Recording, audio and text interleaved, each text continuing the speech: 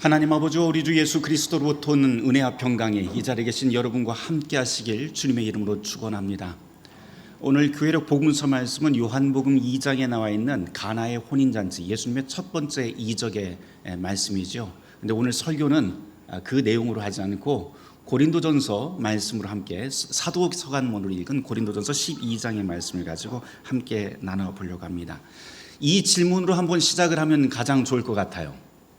여러분, 가장 이상적인 교회는 어떤 곳일까요? 여러분이 생각하는 좋은 교회, 이상적인 교회는 어떤 곳입니까? 우리는 모두 다 그런 교회를 찾아서 헤맵니다. 오늘 교회력 사도서간으로 읽은 이 고린도전서 12장 말씀이 좋은 교회 또는 이상적인 교회가 어떤지 우리에게 실마리를 제공하는 본문입니다. 어떤 교회가 그런 교회인지 함께 나눠보도록 하죠. 우선 고린도전서 이야기만 잠깐 좀 해보도록 하겠습니다. 고린도전서는 사도 바울이 고린도 교회에 보내는 첫 번째 편지입니다. 이곳은 바울이 개척한 교회는 아니지만은요, 바울이 선교하면서 에베소 교회 다음으로 오랫동안 목회를 했던 교회입니다. 그러니까 애정도 상당히 남달랐던 교회가 바로 이 고린도 교회입니다. 고린도 교회를 떠나 있는데 이 고린도 교회의 소식들이 자꾸 귀에 들립니다. 안 좋은 소식들이 많이 들렸던 것 같아요. 그래서 그 소식들을 듣고 애타는 마음으로 이 편지를 쓰게 된 게 바로 이 고린도 전서입니다. 이런 배경을 알고 고린도 전서를 쭉 읽어보면은 사실 당황스러운 것들이 한두 가지가 아닙니다. 긍정적이건 부정적인 건 간에 이 교회는 모든 교회 그리고 모든 사회의 축소판이라고 할 만합니다. 도대체 이런 곳을 교회라고 부를 수 있을까 싶을 정도 이야기도 고린도전서에 아주 적나라하게 드러납니다. 그 교인 중에 어떤 사람이 주변 사람을 의식하지 않고 싸움닭처럼 목소리를 높여서 논쟁하는 것도 우리는 볼 수가 있고요. 예수 믿어서 복음으로 무한한 자유를 얻었으니까 아무도 나한테 내 삶에 대해서 참견하지 말라고 소리를 높이는 것도 보게 됩니다.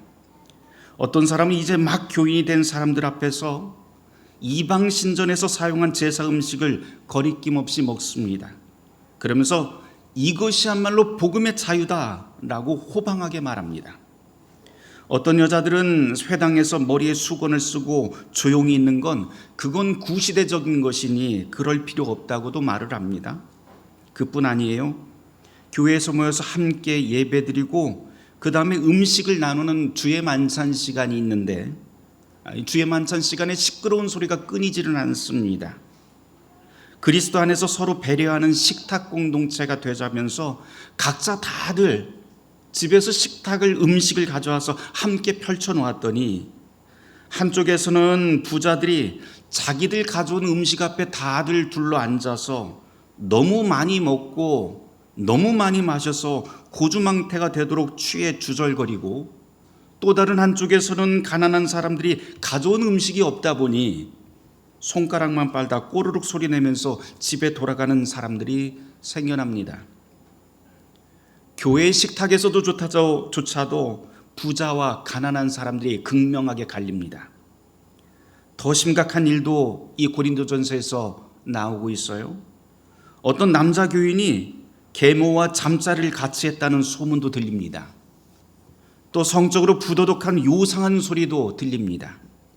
그런데 당사자들은 매번 당당합니다. 그러면서 하는 말이 나는 영적으로 성숙해서 아무 문제 없다고 말을 합니다. 너희들이 아직 높은 수준의 영적인 체험을 안 해봐서 그렇게 나를 비난하는 거라고 그렇게 문제 삼는 사람들을 오히려 타박합니다. 게다가 이 교회는 또 다른 문제로 골치 아파요. 파벌 문제죠. 바울파, 아볼로파, 베드로파 등등 끼리끼리 무리지어서 다니면서 뒤에서 말을 만들고 이도 저도 끼지 못한 사람들은 나는 그리스도파야 라고 하면서 이 교회 전체가 다 틀려먹었다라고 그렇게 험담을 서로들 합니다. 가만히 다 들어보면은 다들 하는 말이 우리가 진짜 교인이야 라고 하는 식입니다. 어찌나 끼리끼리 틀이 그 견고한지요. 밥 먹는 식탁에서조차도 다른 사람이 낄 자리가 없습니다. 또 하나 문제는 영적 은사에 대한 문제이죠.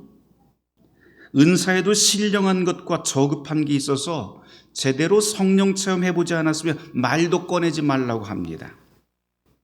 어떤 사람은 천사의 방언을 한다고 하고 어떤 사람은 치유나 예언처럼 신기한 능력을 가졌다고 자랑합니다. 그러면서 이런 은사와 능력이 없는 사람들을 아주 얕잡아 봅니다. 성령 체험이나 신비한 은사가 없으면 이 교회에서는 2% 부족한 교인이거나 아니면 아직도 세상의 때를 벗지 못한 증거니까 잔말 말고 조용히 있어라 라고 합니다. 지금까지 제가 얘기했던 것들은 모두 다 이 황당한 일이지만 사실 이 고린도전서에 다 쓰여 있는 고린도 교회의 현실 이야기입니다. 헐뜯고 화당 만들고 은사 자랑하고 업신여기고 부도덕한 삶을 부끄러워하지 않는 고린도 교회. 그런데 이 교회의 문제는 사실 과거의 문제가 아니라 오늘 이 시대 교회의 문제이기도 하고요.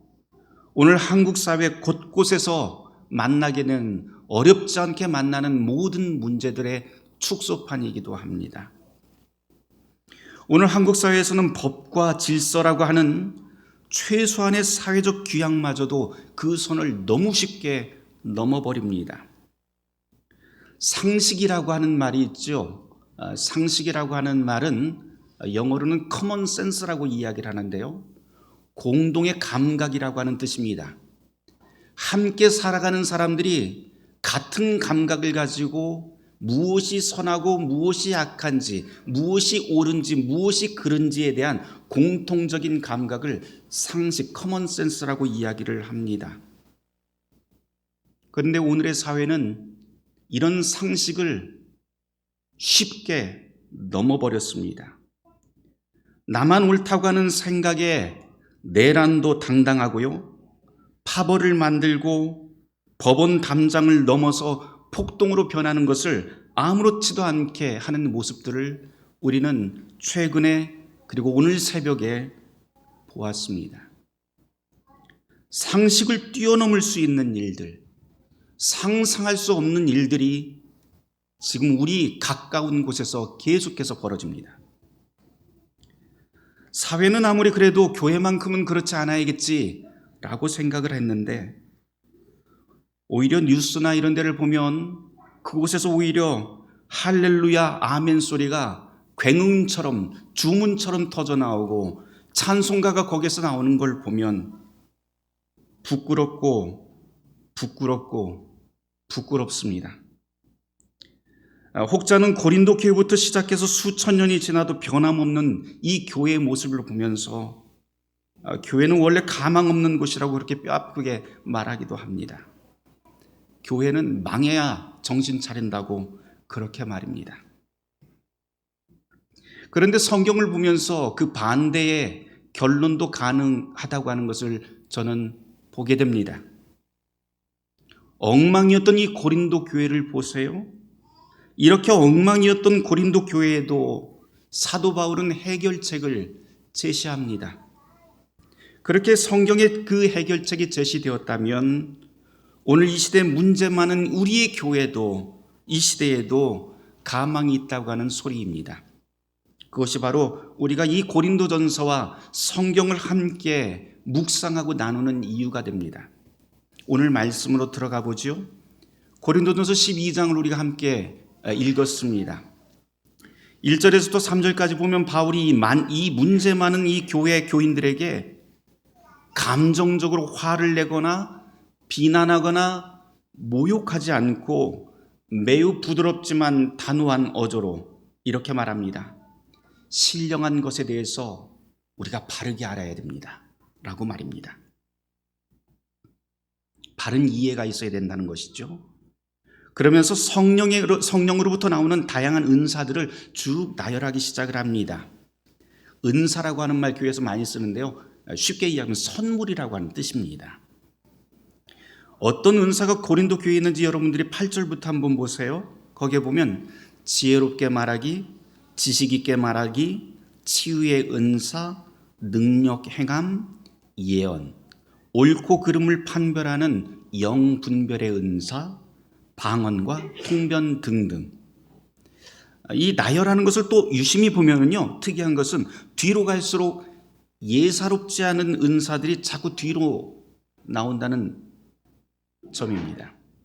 그렇다고 해서 이 사도 바울이 지금 은사의 높고 낮음을 계속해서 그렇게 말하려고 하는 의도는 아닙니다. 오히려 그 반대일 수 있어요.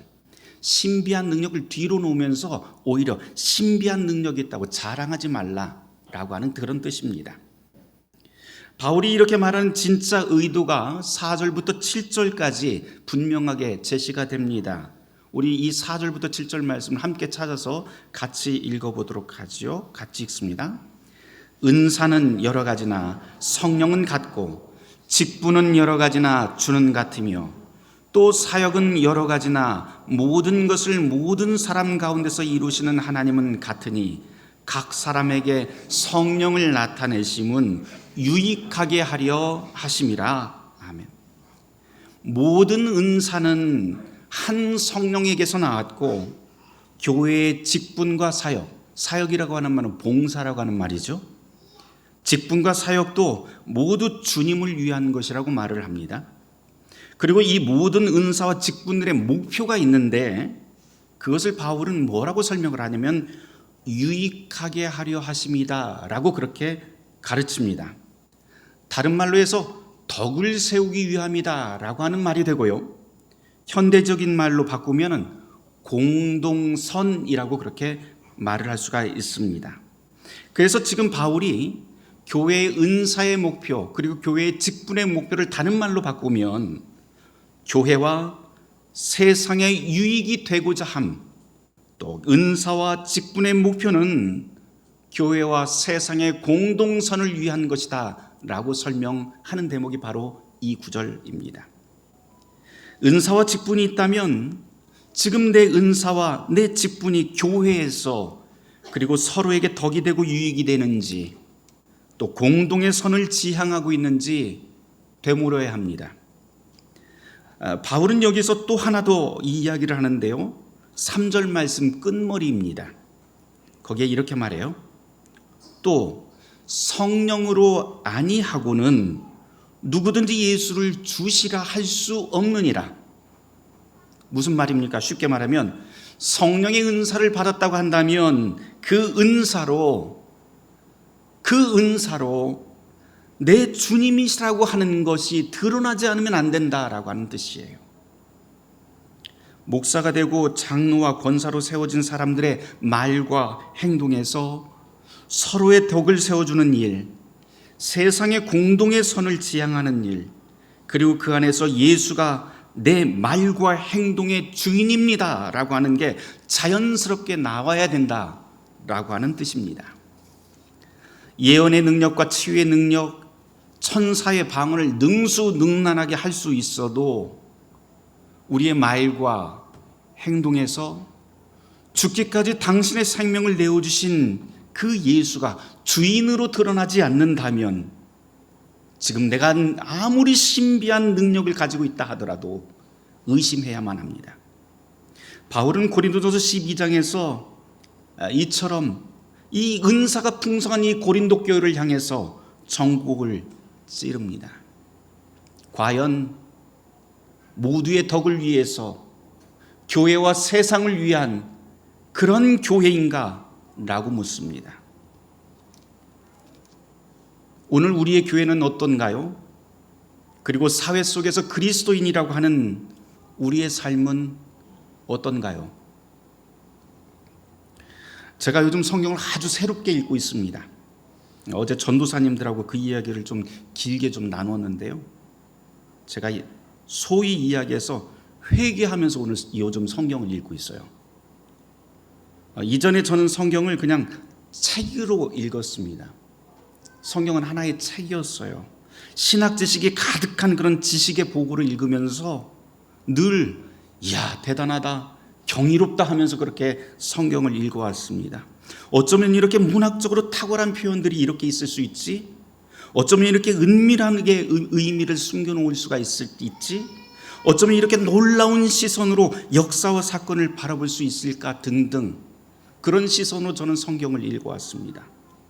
그러면서 성경은 하나님의 말씀이고 신앙의 고백입니다 라고 하는 말을 매우 건조하게 사람들에게 가르치고 설교하고 그렇게 전해왔습니다.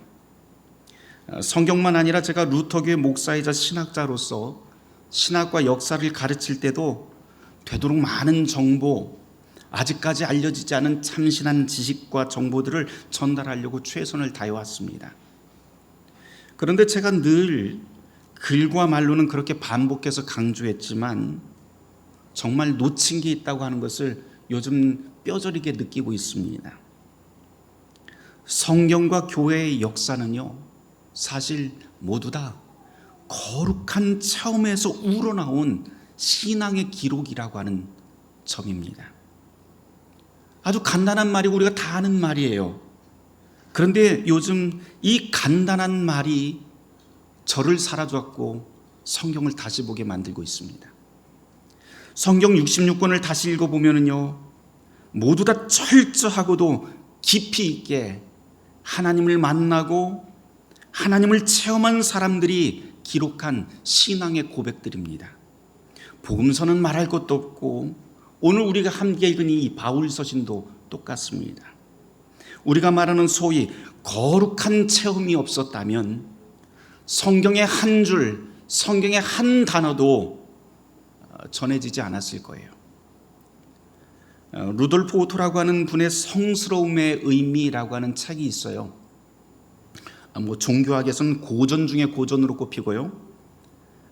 그런데 이분이 독일 에얼랑엔 대학교에서 루터의 거룩함이라고 하는 주제로 박사학위 논문을 쓰게 됩니다.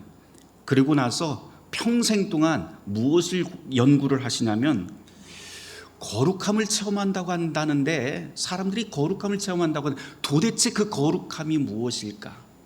우리가 체험하는 거룩함은 도대체 무엇일까라고 하는 주제로 평생을 살아갑니다.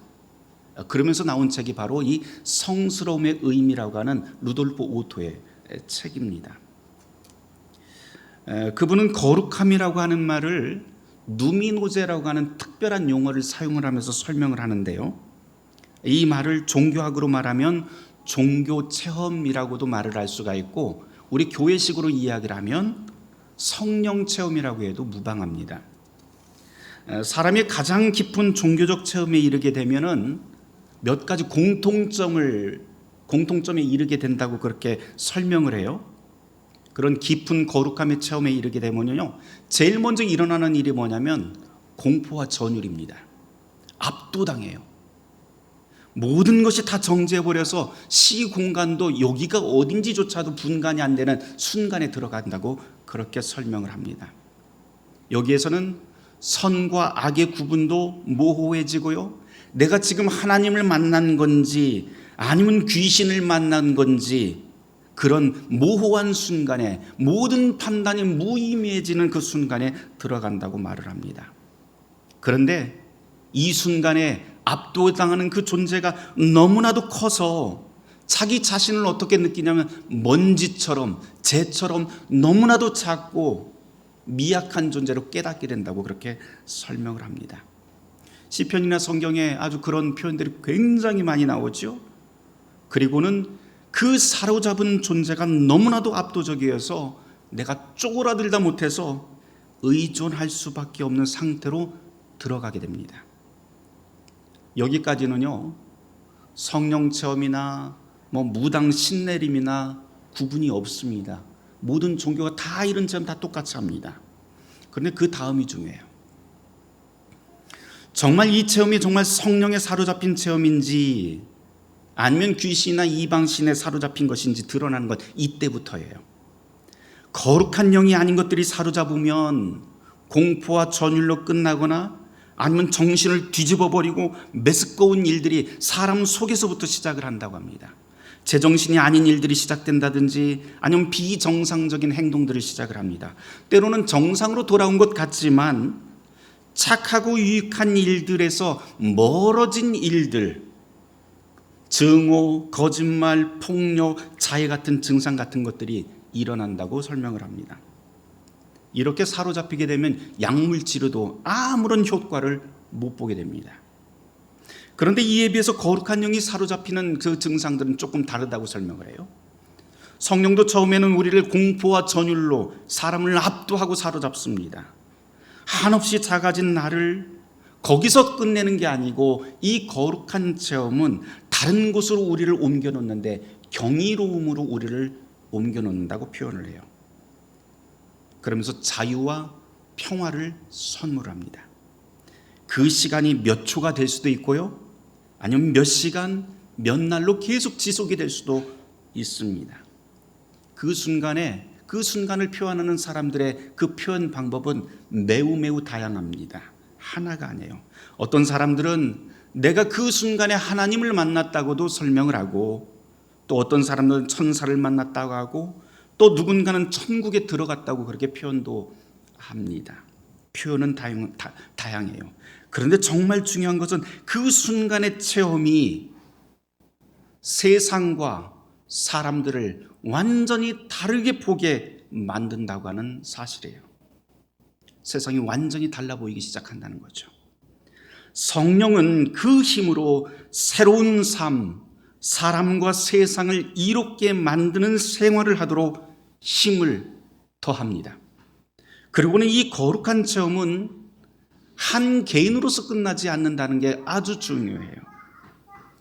전염력이 있다고 그래요. 그래서 내가 받은 그 체험으로 끝나는 것이 아니고, 내가 만나는 사람들에게 그것을 옮기고 그 힘을 그 사람에게 옮기는 힘들이 이 거룩한 체험에서 나온다고 설명을 합니다. 이 거룩한 힘에서 나오는 말과 행동, 표정과 숨이 사람들을 하나씩 둘씩 거룩하게 변화시킵니다. 간단히 말해서 거룩한 영을 체험을 하면요, 그 사람의 삶을 통해서, 그 열매를 통해서 알 수 있다고 하는 뜻이 됩니다.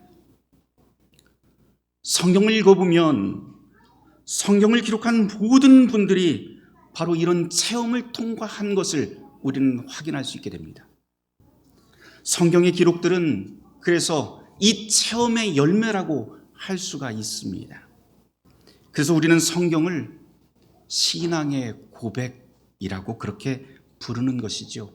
종교학자 마틴 루터도 역시 똑같습니다.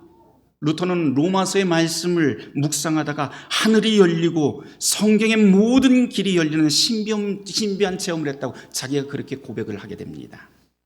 그런 강렬한 그 체험 이후에 그는 종교개혁이라고 하는 역사를 이루게 됩니다. 루터 신학자들은 루터의 이 체험을, 이 거룩한 체험을 영적 시련, 독일어는 안페이퉁이라고 이야기를 하면서 바로 이 영적 시련과 이 거룩한 체험이 역사를 바꾸는, 그리고 위험한 가운데 위험을 뚫고 나가는 힘이 되었다고 설명을 합니다. 오늘 읽은 고린도전서 12장을 다시 한번 읽어보세요. 바울이 1절에서 이렇게 말을 하죠. 형제들아, 신령한 것에 대해 나는 너희가 알지 못하기를 원치 아니하노라. 무슨 말이에요? 바울은 이미 그런 깊은 거룩한 체험을 했다는 뜻이에요. 그리고 이 바른 체험을 했다면 바른 말과 바른 행동, 교회의 덕을 세우고 세상의 공동선을 지향하는 모습이 나와야 한다는 말이기도 합니다. 이와 더불어서 바울은 이 말씀을 통해서 자기 자신이 체험했던 이 거룩한 체험의 힘이 바로 여러분에게도 옮겨지길 바랍니다 라고 하는 뜻이 바로 이 구절 안에 담겨 있습니다. 은사는 성령의 선물입니다. 즉 거룩한 영의 깊은 체험에서 주어지는 선물이 바로 은사입니다. 그 은사로 해야 할 일이 바른 말과 바른 행동, 옳고 그름을 제대로 판별하며 지혜와 지식으로 서로의 덕을 세우고 세상 누구라도 이것이 참으로 옳고 선하다라고 하는 공동선을 지향하는 삶, 그것이 바로 성령 체험한 사람들의 삶입니다. 그리고 이 은사들은 모두 다 같은 성령에서 나왔다고 바울은 강조를 하죠. 그 뜻은 우리가 모두 다 같은 성령, 같은 예수, 같은 하나님 안에서 서로를 용납하고 서로의 필요에 귀를 기울이고 물질과 기도로 서로를 세우면서 함께 살아야 한다고 하는 뜻입니다. 은사는 여러 가지나 성령은 같고, 직분은 여러 가지나 주는 같으며, 사역은 여러 가지나 모든 것을 이루는 이는 같은 하나님이다. 이 모든 것은 교회와 세상을 유익하게 하려고 하는 하나님의 뜻입니다 라고 하는 것이 이 바로 고린도전서 12장에서 말하고 있는 바울의 메시지입니다. 은사와 직분이라고 하는 것은 그렇게 주님과 깊은 만남과 그 체험에서 우러납니다. 차를 마시면서요, 차가 우러나지도 않았는데 마시는 사람 없습니다. 그런 차는 완전 맹탕이에요. 주님과 깊은 만남 없이 얻은 신비한 능력과 지식, 제 아무리 많은 정보와 직분을 가지고 있다 하더라도 그것이 속에서부터 우러나지 않는다면 아무짝에도 쓸모가 없습니다. 어디 가서 자기 직분, 자기 은사 자랑할 일 아닙니다. 결국은 탈진해서 뒤로 넘어지게 됩니다. 주님을 만난 그 감동이 우리의 영혼 깊은 곳에서 우러나지 않는다면 우리의 은사, 우리의 직분, 우리의 교회는 그저 동호회 수준 아니면 회사처럼 변하고 말 것입니다. 교회는 다양한 출신, 다양한 계층, 다양한 문화가 함께 뒤섞여 있는 공동체입니다. 그래서 고린도 교회처럼 사실상 이렇게 당황스러운 문제들이 계속해서 끊임없이 나올 수밖에 없는 구조가 바로 교회이기도 합니다. 그러나 여러분, 그럼에도 잊지 맙시다. 우리는 그리스도의 몸입니다. 우리가 그리스도의 몸이라고 한다면 주님은 우리를 깨우쳐 주시고 우리를 세워주시고 우리를 당신의 뜻 안에서 인도하시게 될 것입니다. 우리는 그렇게 말씀과 성찬으로 주님과 함께 걸어갑니다. 오늘도 우리는 성찬을 나누게 될 텐데요, 성찬은 장례식 아니라 여러분 축제로의 초대입니다. 어두운 얼굴로 안 나오셔도 됩니다. 나오면서 앞뒤 옆에 누가 있는지 밝은 얼굴로 인사하셔도 됩니다. 손도 잡고 포옹도 하시고 그러셔도 됩니다. 그렇게 서로를 기뻐하면서 같은 길로 걸어 나와서 같은 하나님을 향해서 같이 걸어 나옵니다. 그게 주님의 성찬입니다. 그리고 주님이 우리에게 주시는 그 힘을 우리 영혼 깊은 곳으로 소화시킨 다음 우리 속에서부터 정직하고 의로운 길, 공동의 선을 향해서 함께 걸어가자 하는 것이 바로 교회가 우리에게 선물하는 거룩한 힘입니다. 그리고 잊지 맙시다. 주님을 깊이 만나고 체험해서 속에서 솟아나오는 힘은 결코 교회 울타리라고 하는 이곳에 한정되지 않는다는 사실을 말입니다. 그 힘은, 그 거룩한 힘은 언제나 교회 담장을 넘어서는 능력이 있습니다. 교회는 교회를 위해서 존재하지 않아요. 교회는 세상을 위해서 존재하는 것입니다. 오늘 이 예배도 오늘 하루 교회를 위해서, 오늘 이 하루 나를 위해서 이 자리에 있는 것 아닙니다. 교회는 세상을 유익하게 만드는 빛과 소금으로 부름받습니다.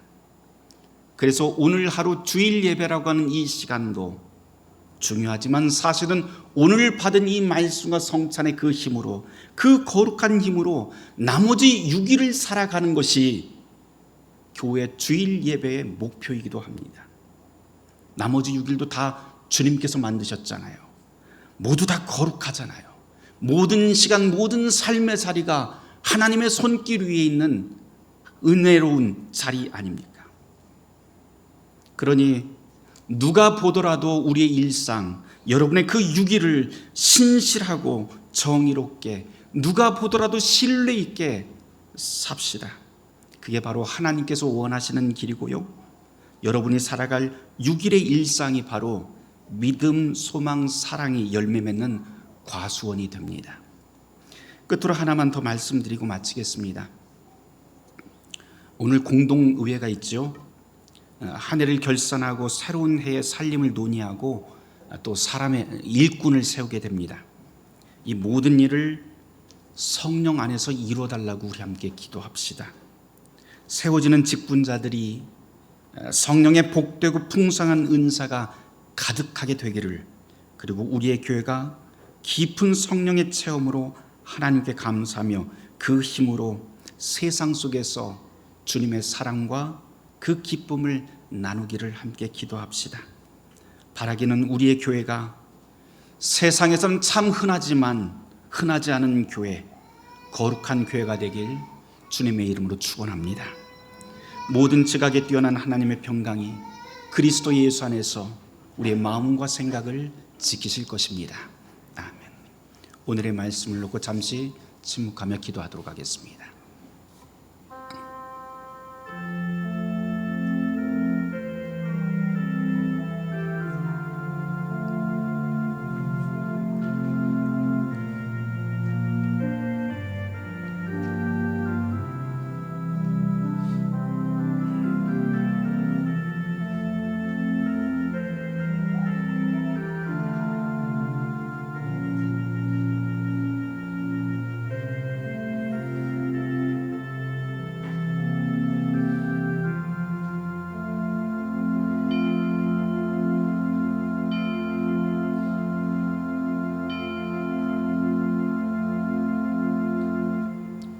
주님, 이 땅의 교회가 세상의 빛과 소금으로 부름받았습니다. 교회가 교회되게 하여 주시옵소서. 이 모든 말씀 예수 그리스도 이름 받들어 기도드립니다.